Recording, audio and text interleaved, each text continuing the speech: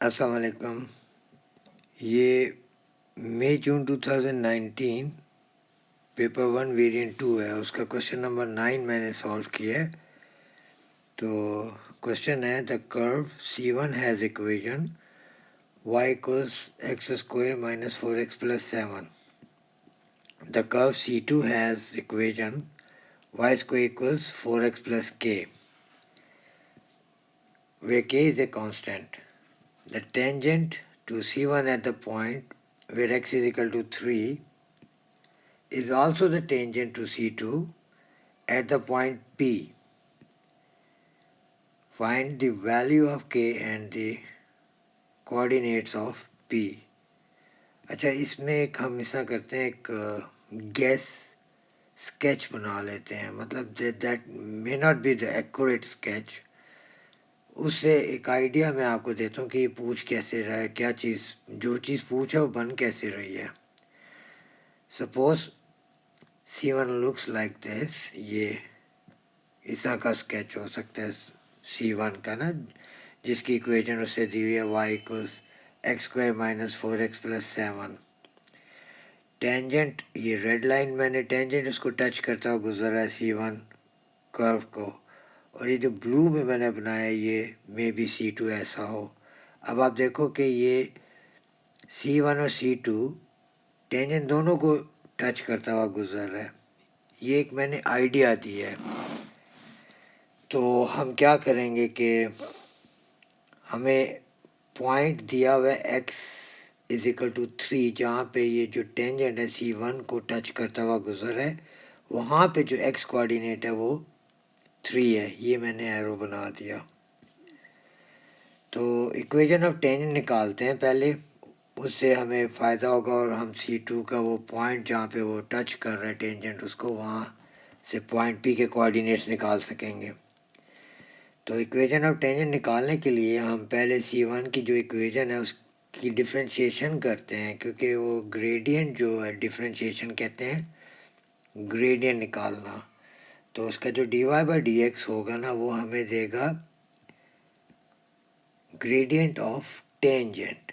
और फिर जब हम उसमें x की वैल्यू डाल देंगे जो 3 दी हुई है, तो हमें उस पॉइंट के ऊपर जहाँ से वो टच करे उस ग्रेडियंट का पता चल जाएगा, उस टेंजेंट के ग्रेडियंट का।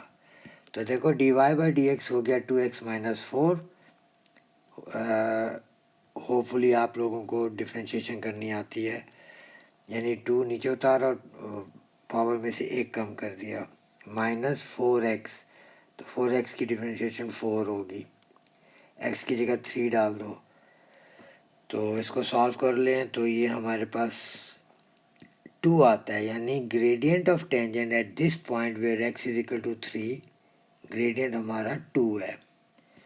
अच्छा, जब x3 है तो हमारा y क्या होगा, क्योंकि हमने इक्वेशन ऑफ टेंजेंट निकालनी है तो उसमें y कोऑर्डिनेट्स भी पता होने चाहिए।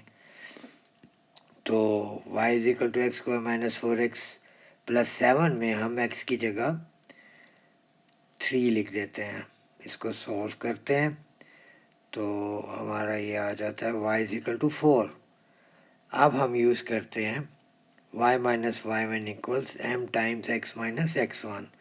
तो y माइनस y1 में हम 4 डालते हैं जो भी निकाला है, m ग्रेडियंट को कहते हैं जो हमने 2 निकाला था, और x को तो x ही लिखेंगे, x1 की जगह हम जो उसे 3 दिया वो लिखेंगे। अब इसको सिंप्लीफाई कर लेते हैं, तो 2 जो है x और 3 से मल्टीप्लाई कर लें, अब 4 को वहाँ भेज दें।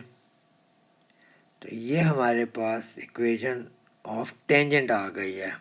This is equation of tangent, the red line. अब C2 की इक्वेशन देखें, ये है। अब हमने k की भी तो वैल्यू निकालनी है ना, तो हम क्या करते हैं कि जो इक्वेशन ऑफ टेंजेंट निकाली है और ये C2, इसको साइमल्टेनियसली सॉल्व कर लेते हैं, क्योंकि टच कर रहा है ना आपका जो टेंजेंट है वो C2 जो हमने कर्व नहीं बनाया ब्लू कलर का, उसको टच कर रहे हैं। तो इसका मतलब हम इसको साइमल्टेनियसली सॉल्व कर सकते हैं। तो y की जगह आप 2x माइनस 2 लिख दें, जो कि इक्वेशन ऑफ टेंजेंट है। y is equal to 2x minus 2 ये ऊपर लिखी हुई है। तो y की जगह आप 2x माइनस 2 करें और इसका होल स्क्वायर कर दें। अब इसका ये ए माइनस बी होल स्क्वायर के हिसाब से खोल लेना आइडेंटिटी की तरह। तो ये आ गया। अब इसको सिंप्लीफाई करें तो आपके पास ये 4x square minus 12x plus 4 minus के इज इक्वल टू 0 ये आपको मिल गया। अब क्योंकि वो टेंजेंट कर्व को टच कर रहा है तो हमारा डिस्क्रिमिनेंट जो है बी स्क्वायर माइनस 4ac वो हमेशा इज इक्वल टू 0 होगा, यानी B square minus 4ac is equal to 0। तो ये आपके पास, अब ये देखें टेंजेंट टच कर रहे हैं इस ब्लू कर्व को, ये मैंने साइड पे याद दहाने के लिए बना दिया है। ए आपका 4 है, बी माइनस 12 और सी जो है आपका 4 माइनस के है। ये आप बी स्क्वायर माइनस 4ac में लिखें और इसको सॉल्व करें।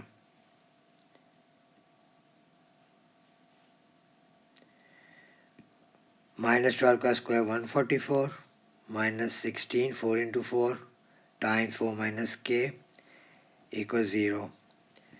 अब ये माइनस 16 टाइम 4 माइनस के इज इक्वल टू के उस तरफ ले जाएं तो पॉजिटिव हो जाएगा। तो 144 इक्वल्स 16 टाइम्स 4 माइनस के। अब 16 डिवाइड करें साइड पे ला के तो 16 9 टाइम्स 144 होता है। यहाँ से के की वैल्यू आपके पास आ गई विच इज़ -5। ये वैल्यू जो है के की यूज़ करें 4x square minus 12x plus 4 minus के में। के की जगह आप -5 लिख दें तो ये आपके पास एक क्वाड्रेटिक इक्वेशन आ गई। अब इसके मिड टर्म ब्रेकिंग करें। 9 टाइम 4 इज़ 36। अब 36 के फैक्टर्स बनाएं जो कि 6 इंटू 6 बनता है, क्योंकि we have to bring -12 which is in the middle. तो हम -6 से -12 प्रोड्यूस कर सकते हैं। अब -6 को यूज़ करें मिडल में -12x की जगह। पहले एक्सप्रेशन में 2x कॉमन आ गया तो 2x -3 आ गया ब्रैकेट में, दूसरे में 3 कॉमन आया तो 2x -3 आ गया। तो आपके दोनों 2x -3 बनेंगी क्योंकि वो टेंजेंट कर्व को टच कर रहा है। तो आपके जो है ना वो दोनों रिजल्ट्स x की वैल्यू सेम आनी चाहिए। तो आपका x जो है वो 3/2 है। अब यहाँ पर ये देखें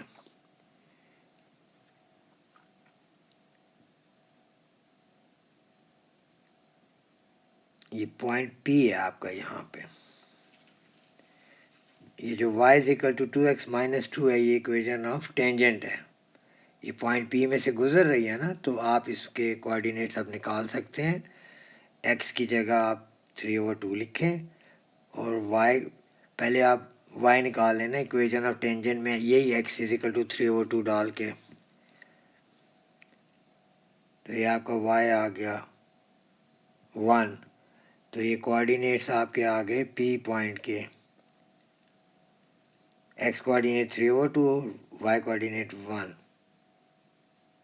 तो that is it. Thank you बच्चों। कोई भी क्वेश्चन पूछना हो तो आप मुझे उसमें ही मैसेज में ही लिख दिया करें, तो मैं आपके लिए सॉल्व करके अपलोड कर दिया करूँगा।